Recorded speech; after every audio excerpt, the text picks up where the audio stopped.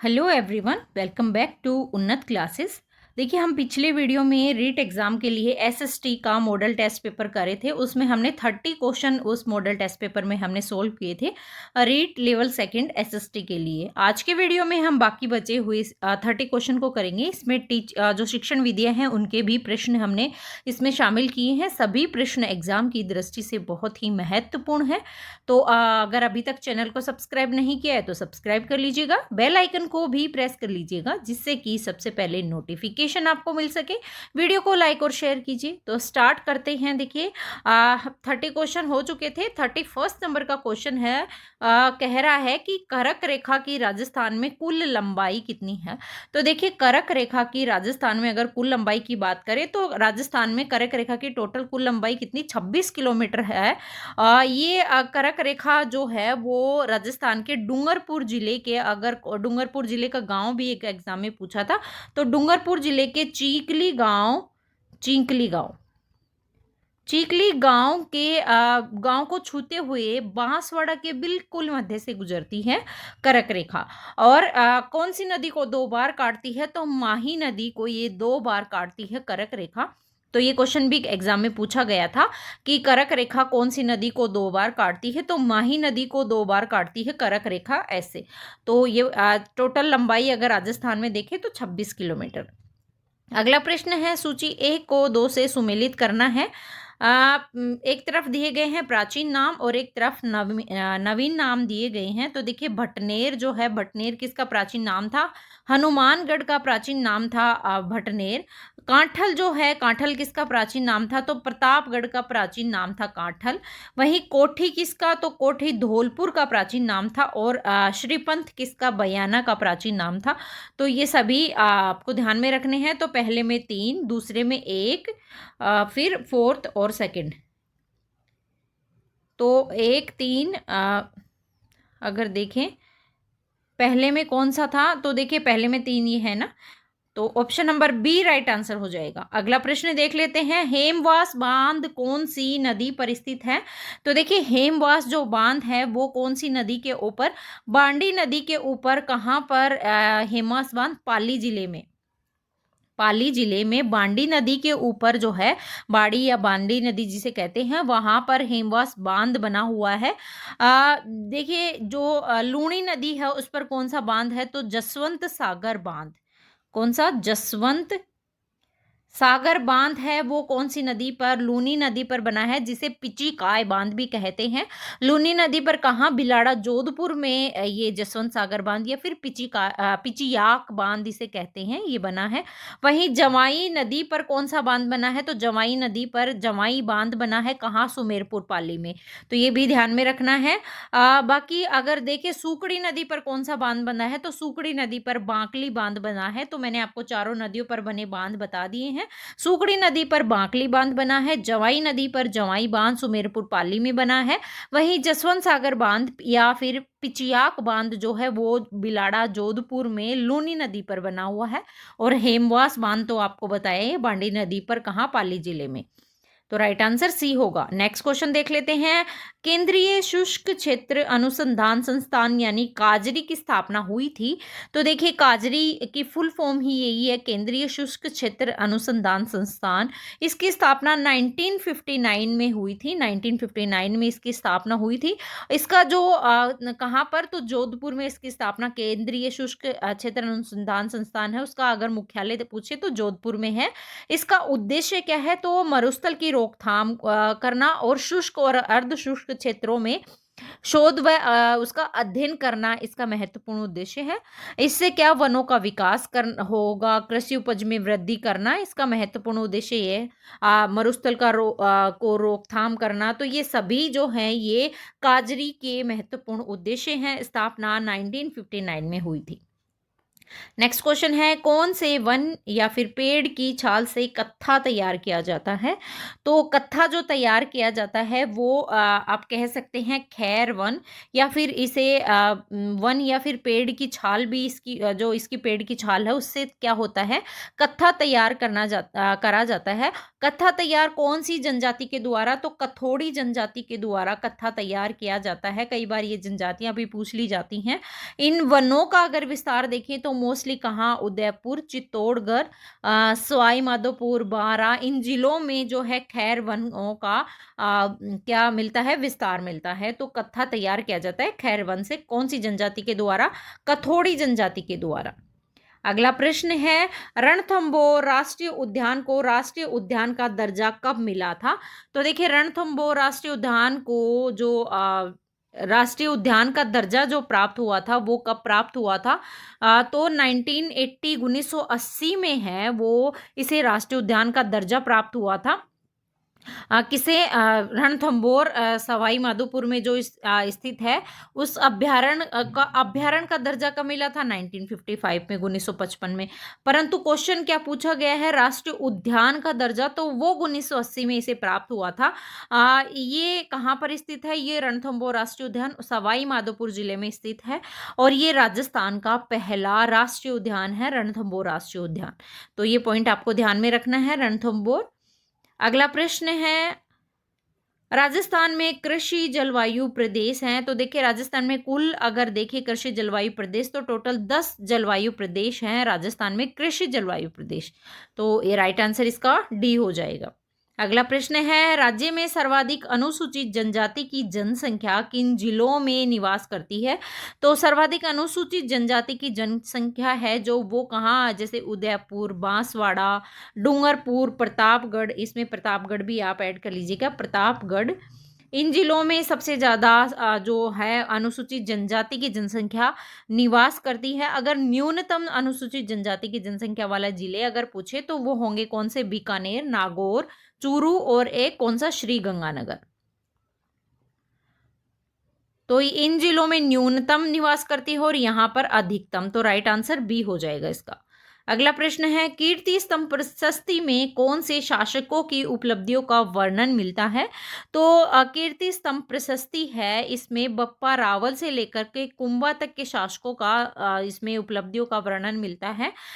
तो ये जो प्रशस्ति है कीर्ति स्तंभ प्रशस्ति, इसके रचयिता अगर देखें तो अत्रि और महेश, अत्रि और महेश इस प्रशस्ति के रचयिता माने जाते हैं, अत्रि और महेश। इस प्रशस्ति में क्या है, इसमें कुंभा द्वारा मालवा और गुजरात की संयुक्त सेनाओं को हराने का जो है इसमें उल्लेख मिलता है कीर्ति स्तंभ प्रशस्ति में। इस प्रशस्ति में कुंभा के द्वारा रचित ग्रंथ जो है चंडी शतक, गीत गोविंद की टीका और संगीत राज है, उनका भी उल्लेख इसके अंतर्गत मिलता है। तो इसका राइट आंसर बप्पा से लेकर कुंभा तक के जो शासक हैं उनकी उपलब्धियों का वर्णन मिलता है कीर्ति स्तंभ प्रशस्ति में, और रचयिता मैंने आपको बता दिए अत्रि और महेश। अगला प्रश्न देखते हैं, रतन चंद्र अग्रवाल, आर.सी. अग्रवाल और एच.डी. सांकलिया ने कौन सी सभ्यता के उत्खनन से जुड़े हुए हैं?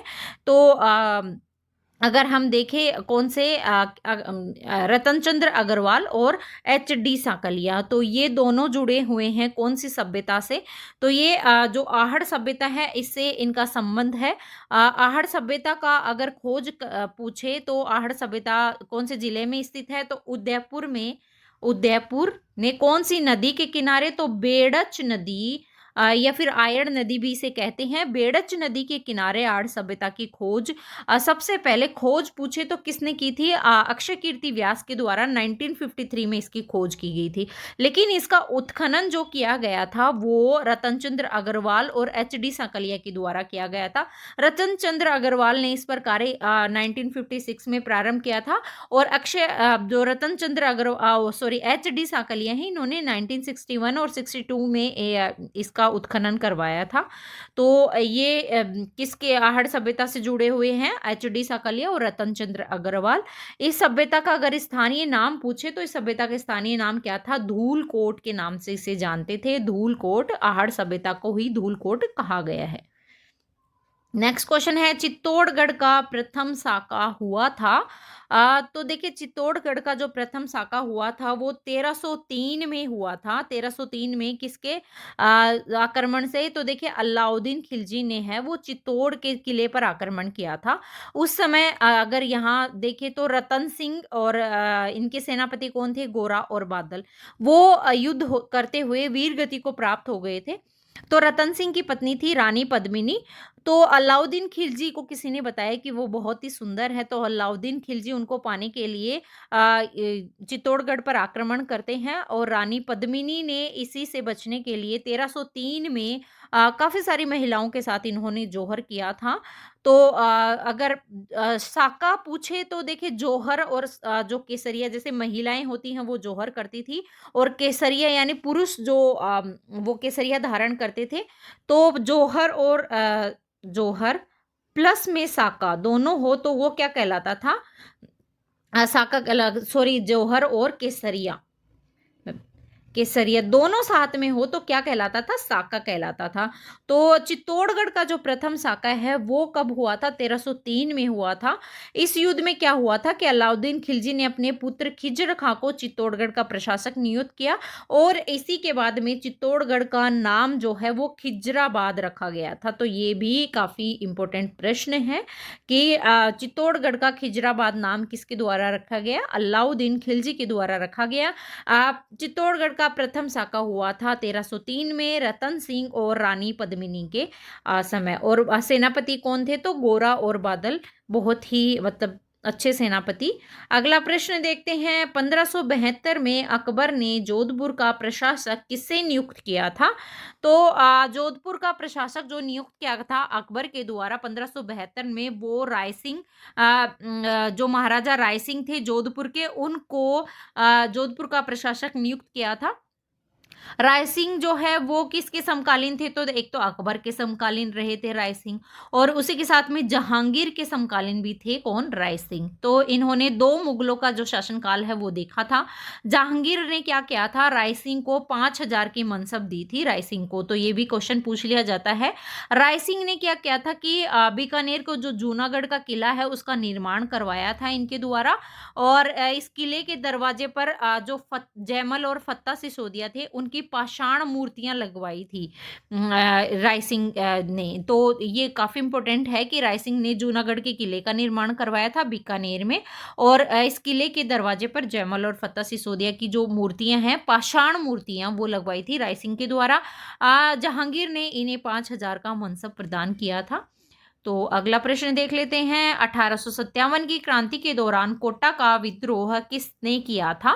तो जो 1857 की क्रांति कोटा में हुई थी वो कब? 15 अक्टूबर 1857 को कोटा में जो क्रांति होती है उस समय इसका नेतृत्व किया गया था जयदयाल और मेहराब खान के द्वारा नेतृत्व करता थे ये।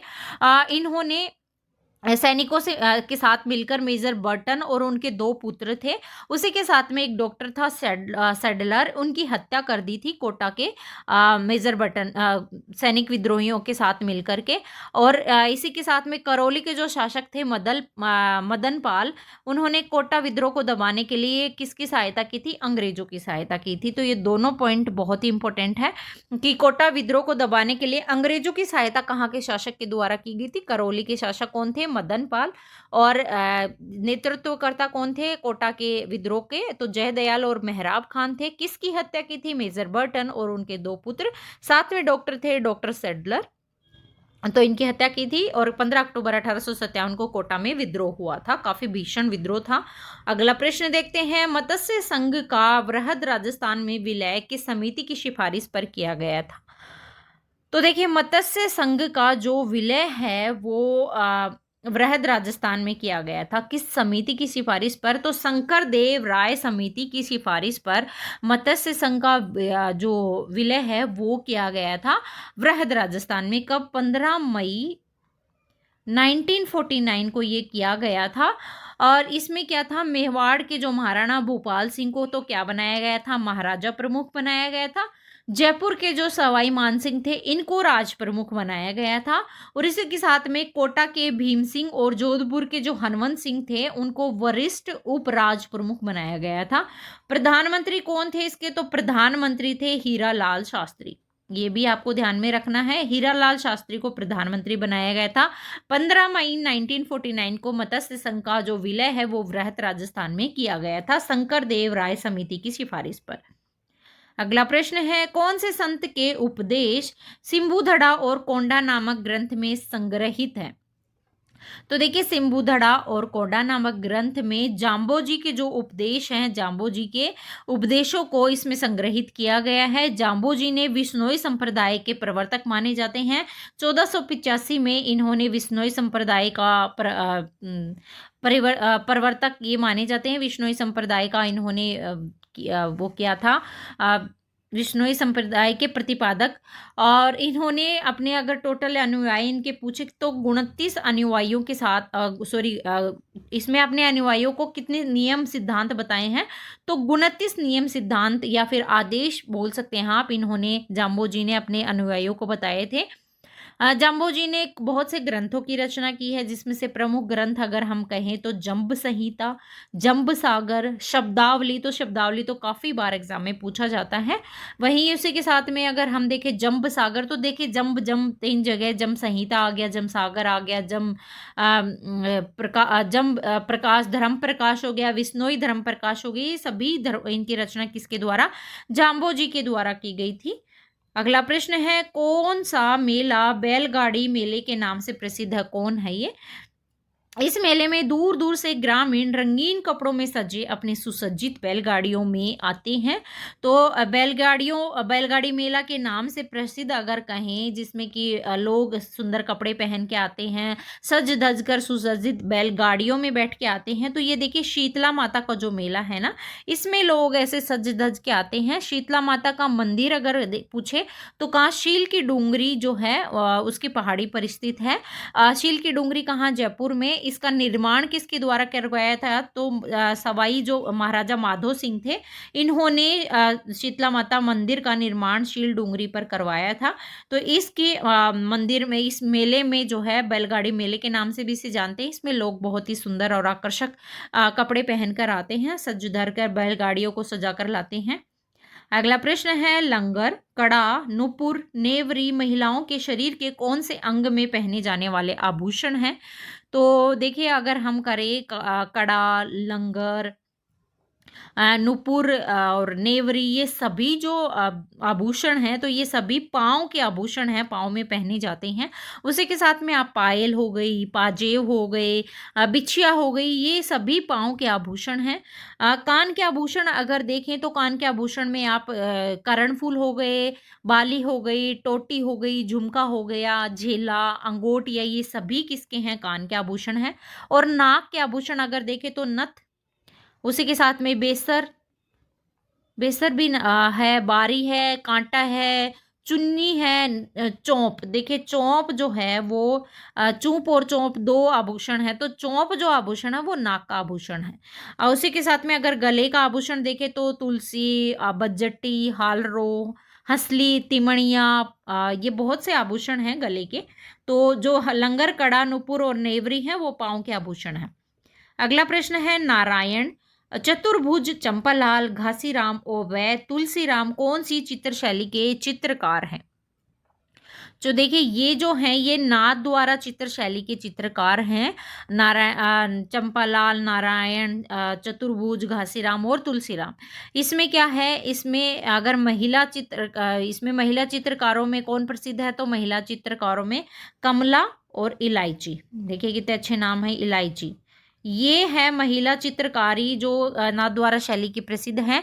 नाथद्वारा शैली है वो उदयपुर शैली और ब्रज शैली का अगर देखें तो समन्वित रूप होता है। नाथद्वारा शैली में मोस्टली किसके चित्रों का वर्णन होता है, तो श्रीनाथ जी भगवान के स्वरूप को इसमें प्रकट किया जाता है। इसमें बड़े आकार के कपड़े के पर्दे पर इनके चित्र बनाए जाते हैं, जिसको हम क्या कहते हैं, जिसको पिछवैया कहा जाता है। और पिछवैया कहाँ की, नाथद्वारा की बहुत ही प्रसिद्ध है। तो राइट आंसर आंसर इसका नाथद्वारा शैली के प्रसिद्ध चित्रकार हैं। अगला प्रश्न देख लेते हैं, बम नृत्य का संबंध कौन से जिले से है? तो बम नृत्य का संबंध जो है वो अलवर और भरतपुर जिले से बम नृत्य का संबंध है। ढोल नृत्य का संबंध देखें तो जालोर से ढोल नृत्य का संबंध है। देखिए जो बम नृत्य है वो पुरुषों के द्वारा किया जाता है और कब किया जाता है? फागुन की मस्ती में या फिर नई फसल जब आने की खुशी होती है तब ये बम नृत्य पुरुषों के द्वारा किया जाता है। तो मोस्टली फागुन महीने में ये नृत्य किया जाता है। नेक्स्ट क्वेश्चन है, असम्मिलित युग्म की पहचान हमें करनी है। तो एक तरफ रचना है, दूसरी तरफ रचनाकार हैं। तो दुविधा जो है, दुविधा किसके रचने है? विजयदान देथा की, तो एकदम सही है। सैनानी किसकी है? मेघराज मुकुल की, तो ये भी सही है। मिंजर किसकी है? तो देखिए मिंजर गलत हो जाएगा, मिंजर शिवचंद्र भरतिया की नहीं है, मिंजर कन्हैया लाल सेठिया की है। काफ़ी बार एग्जाम में पूछी गई है। कन्हैया लाल सेठिया की जो प्रसिद्ध रचना है मिंजर, वो कन्हैया लाल सेठिया की है। उसी के साथ में चंद्र प्रकाश देवल की कौन सी? पागी। तो ये सभी सही है, परंतु इसका गलत उत्तर अगर देखें तो ऑप्शन नंबर सी हो जाएगा। नेक्स्ट क्वेश्चन है, निम्नलिखित में से प्रणाली उपागम के अन्य नाम हैं। तो प्रणाली उपागम के अन्य नाम प्रणाली विश्लेषण भी होता है, शैक्षिक तकनीकी तृतीय, प्रबंध तकनीकी उपागम। तो ये सभी जो हैं वो प्रणाली उपागम के ही अन्य नाम हैं। अगला प्रश्न देख लेते हैं, कंप्यूटर की प्रक्रिया को कितने भागों में विभाजित किया जाता है? तो कंप्यूटर की प्रक्रिया को मोस्टली 3 भागों में विभाजित किया जाता है। कौन कौन सी? अदा, प्रदा और तीसरी कौन सी? प्रक्रिया। तो ये 3 भागों में कंप्यूटर की जो प्रणाली या प्रक्रिया है उसको 3 भागों में बांटा जाता है। और कंप्यूटर की जो संरचना है उसको कितने भागों में? तो उसको 5 भागों में बांटते हैं। अदा, प्रोसेसर, मेमोरी, प्रोग्राम और प्रदा। ये 5 इस कंप्यूटर की संरचना को कितने भागों में? 5 में। और कंप्यूटर की प्रक्रिया या फिर प्रणाली को 3 भागों में। अगला प्रश्न देख लेते हैं, निपुण भारत मिशन प्रारंभ हुआ था। कब हुआ था? 5 जुलाई 2021 को निपुण भारत मिशन का प्रारंभ हुआ था। ये NEP 2020 के अनुसार शिक्षा व्यवस्था की सर्वोच्च प्राथमिकता, जो कि वर्ष 2025 तक प्राथमिक विद्यालयों में सार्वभौमिक जो आधारभूत साक्षरता है उसकी संख्यात्मक ज्ञान प्राप्त करना इसका उद्देश्य होगा। इसके उद्देश्य की प्राप्ति के लिए शिक्षा मंत्रालय ने एक जो राष्ट्रीय मिशन शुरू किया, जिसे 2026-27 तक इस नीति के आधार पर इस उद्देश्य को प्राप्त करना, इसका लक्ष्य निर्धारित किया गया कि 26-27 तक ये उद्देश्य को हम प्राप्त कर लेंगे। तो ये किस पर आधारित है? NEP 2020 पर आधारित है। कब शुरू हुई, कब प्रारंभ हुआ निपुण भारत मिशन? तो 5 जुलाई 2021 को। अगला प्रश्न है, निम्नलिखित में से परियोजना कार्य की विशेषता है? नहीं है पूछा है। तो परियोजना कार्य की विशेषता कौन सी? इसमें छात्रों को स्वावलंबी व मेहनती ये बनाता है, बिल्कुल सही है। इसमें छात्रों में व्यक्तिगत भिन्नता की समस्या बढ़ती है, तो ये देखिए गलत हो जाएगा। इसमें जो छात्रों की व्यक्तिगत भिन्नता की समस्या बढ़ती नहीं, इनफैक्ट समस्याओं को दूर करती है ये परियोजना विधि, तो ये गलत उत्तर हो जाएगा इसका। ये बालकों की मानसिक क्षमताओं का विकास करती है, बिल्कुल सही है। ये बालकों के सामाजिक गुणों का विकास करती है, तो ये भी सही है, परंतु ये इसका गलत उत्तर हो जाएगा। अगला प्रश्न देख लेते हैं, मूल्यांकन की अवधारणा यानी कॉन्सेप्ट ऑफ इवैल्यूएशन पुस्तक किसकी है? तो देखिए कॉन्सेप्ट ऑफ इवैल्यूएशन अगर बुक हम देखें तो ये किसकी बुक है? ये जो है राष्ट्रीय शैक्षिक अनुसंधान यानी NCERT है, जो है NCERT है, NCERT। तो डी जो है ये ये सी सही हो जाएगा, इसमें गलत लिखा हुआ है। NCERT की बुक है ये। तो NCERT की फुल फॉर्म राष्ट्रीय शैक्षिक अनुसंधान और प्रशिक्षण संस्थान NCERT। तो इसकी बुक है ये, मूल्यांकन की अवधारणा यानी कॉन्सेप्ट ऑफ इवैल्यूएशन। इसके अंदर बहुत सारे उद्देश्य निर्धारित किए गए हैं, बिंदुओं को शामिल किया गया, जैसे किसको? शिक्षण उद्देश्य की प्राप्ति की सीमा तक हुई है, उद्देश्य प्राप्त करने की जो विधि है वो कितनी प्रभावी रही है, ये पॉइंट इसमें रखा गया है। थर्ड पॉइंट रखा गया है कि जो अधिगम है वो अनुभव कितने प्रभावी उत्पादक रहे हैं, अधिगम और अनुभव। इन तीनों बिंदुओं को मिलाकर जो मूल्यांकन की प्रक्रिया है उसको त्रिभुजाकार आकृति के रूप में इन्होंने आकृति के रूप में प्रदर्शित किया है। तो ये त्रिभुज काफी बार एग्जाम में पूछा जाता है। तो ये मूल्यांकन की अवधारणा एनसीईआरटी के तहत ही, एक तरफ शिक्षक आता है, एक तरफ शिक्षार्थी और एक तरफ क्या होता है, मूल्यांकन। तो ये त्रिभुज बीएड में सभी ने पढ़ा है। अगला प्रश्न है, निम्नलिखित में से सादृश्य अनुभव रूप प्रश्न किस प्रकार के परीक्षण की श्रेणी में आते हैं? तो देखिए, जो सादृश्य अनुभव रूप प्रश्न है वो वस्तुनिष्ठ प्रकार के परीक्षण है। मैंने पिछले वीडियो में भी आपको बताया था वस्तुनिष्ठ परीक्षण के प्रकार। तो जो ये वस्तुनिष्ठ परीक्षण है इसके अंतर्गत सादृश्य अनुभव जो परीक्षण है वो आता है कौन से, वस्तुनिष्ठ परीक्षण में। वस्तुनिष्ठ परीक्षण अगर मोस्टली देखें तो दो प्रकार का होता है, एक प्रत्याभिज्ञान प्रकार का और एक प्रत्यास्मरण के प्रकार का। जो प्रत्याभिज्ञान के प्रकार है उसके अंतर्गत आता है सादृश्य अनुभव रूप। तो ये देखिए मैंने आपको एकदम डिटेल में बता दिया है। प्रत्याभिज्ञान में और कौन से आते हैं, जैसे कि बहुविकल्पी प्रश्न आते हैं, समानता रूप आता है, एकांतर अनुक्रिया आती है। तो इसमें जो प्रश्न है वो दो समान परिस्थितियां होती हैं इसमें। पहली परिस्थिति जो है वो पूर्ण और दूसरी परिस्थिति जो होती है वो अपूर्ण होती है इसके अंतर्गत। पहली परिस्थिति के आधार पर ही उसमें संबंध स्थापित करके ही दूसरी परिस्थिति यानी रिक्त स्थान को भरना, जैसे एक रिक्त स्थान भरा हुआ है, नेक्स्ट आपको भरना है। तो ये तार्किक क्षमता का मूल्यांकन इसके अंतर्गत किया जाता है, इसमें वस्तुनिष्ठ प्रकार का परीक्षण है। नेक्स्ट क्वेश्चन है, निम्नलिखित में से उपचारात्मक शिक्षण में संबंधित सत्य कथन नहीं है। तो उपचारात्मक शिक्षण का आधार समग्र व सतत मूल्यांकन है। उपचारात्मक जो शिक्षण है उसका आधार सतत और व्यापक मूल्यांकन, समग्र मूल्यांकन नहीं, इनफैक्ट निदानात्मक मूल्यांकन होता है। निदानात्मक मूल्यांकन इसका जो किसका, उपचारात्मक शिक्षण का आधार होता है। तो पहला ही इसमें गलत हो जाएगा। आगे देख लेते हैं, इसमें बालकों को स्व अध्याय हेतु प्रेरित किया जाता है। बिल्कुल इसमें निदानात्मक शिक्षण के बाद में इसका उपचार किया जाता है। उपचारात्मक जो शिक्षण होता है इसमें बच्चों को स्व अध्याय के लिए प्रेरित किया जाता है। मूलतः उपचार शब्द का प्रयोग चिकित्सा शास्त्र में होता है। तो देखिए अगर हम इसको देखें सत्य नहीं है तो बिल्कुल ए ही इसका गलत उत्तर हो जाएगा।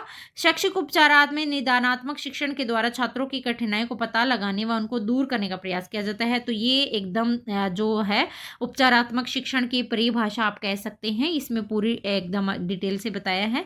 अगला प्रश्न है, सामाजिक अध्ययन का कार्यक्रम मनुष्य तथा अतीत, वर्तमान तथा विकसित होने वाली भविष्य के सामाजिक और भौतिक पर्यावरणों के प्रति उनके द्वारा की गई परिक्रिया को अध्ययन है।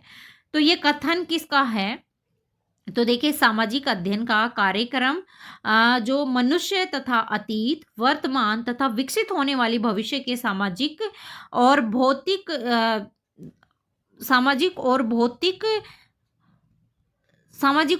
पर्यावरणों के प्रति उनके द्वारा की गई पारस्परिक क्रिया का अध्ययन है। तो ये परिभाषा जो दी गई थी जॉन यू माइकेलिस के द्वारा ये परिभाषा दी गई थी कि सामाजिक अध्ययन की।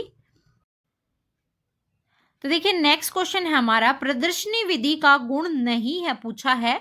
तो देखिए प्रदर्शनी विधि है वो मोस्टली अगर देखें तो छात्र केंद्रित होती है। इस विधि में है ये प्रदर्शनी विधि से प्राप्त ज्ञान स्थायी होता है। बिल्कुल इसका जो ज्ञान होता है वो स्थायी होता है। ये विधि छात्र इसमें सक्रिय रहते हैं, बिल्कुल सही है। ये शिक्षक केंद्रित विधि है। तो ये शिक्षक केंद्रित विधि नहीं है, बालक केंद्रित है, विद्यार्थी केंद्रित है। तो यही इसका गलत उत्तर हो जाएगा। इस विधि में समय कम लगता है बिल्कुल, और ये कम खर्चीली विधि होती है। ये इसकी जो विषय वस्तु है वो आसान होती है, स्पष्ट होती है, बच्चे को समझने में सहायक होती है। इस विधि में समय कम लगता है, बहुत ही अच्छी विधि है, लेकिन ये शिक्षक केंद्रित नहीं होती है। अगला प्रश्न देख लेते हैं, निम्नलिखित में से कौन सी विधि के प्रवर्तक कार्लटन वॉसबर्न है? तो देखिए कार्लटन वॉसबर्न है वो विनेटिका विधि के प्रवर्तक माने जाते हैं, कार्लटन वॉसबर्न। वहीं अगर डाल्टन विधि के प्रवर्तक देखें तो हेलन पार्कहर्स्ट। वो किसके हैं? डाल्टन विधि के प्रवर्तक हैं। किंडरगार्टन विधि के तो आप सभी को पता होगा, मैंने काफ़ी बार बता दिया है। कौन? फ्रोबेल हैं, किंडरगार्टन विधि के प्रवर्तक माने जाते हैं। वहीं अगर हम देखें एक और विधि है बहुत ही महत्वपूर्ण, बुनियादी शिक्षा विधि, उसके प्रवर्तक कौन? महात्मा गांधी माने जाते हैं। तो ये सभी विधियाँ मैंने आपको बता दी हैं। ये हमारे एसएसटी के रीट लेवल सेकंड के बहुत ही महत्वपूर्ण प्रश्न थे। आई होप आपने अपने स्कोर देखे होंगे कितने हैं, तो आप कमेंट बॉक्स में बताएंगे कि आपके कितने स्कोर बन रहे हैं। और इसके लिए आपको चैनल को सब्सक्राइब कर लीजिएगा अच्छे अच्छे वीडियो देखने के लिए, एग्जाम फाइट करने के लिए। बेल आइकन को भी प्रेस कर लीजिएगा जिससे कि सबसे पहले नोटिफिकेशन आपको मिल सके। वीडियो को लाइक और शेयर कीजिए। तो फिर मिलते हैं हम नेक्स्ट वीडियो में। जय हिंद, जय भारत।